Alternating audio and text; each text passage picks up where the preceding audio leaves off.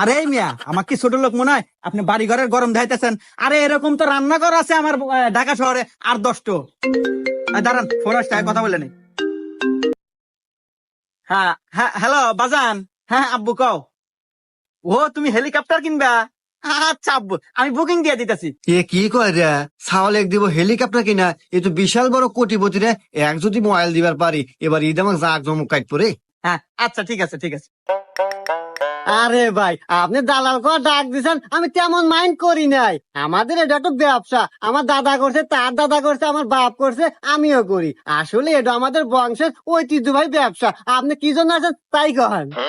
আসলে ভাই, আপনার মতো দালালের কাছে আসা যদিও আমার সাজে না, তারপরেও আসলাম। ওই যে আপনার ভাবি আল্লাহ খুব শখ করছে গ্রামে এবার একখান কুরবানি দিব, তাই আপনার কাছে আসা। আপনি একটু দেহা শুনে ওই ভালো একটা গোয়ালের গরু কিনে দিবেন। তো আসলে ভাই, গ্রামে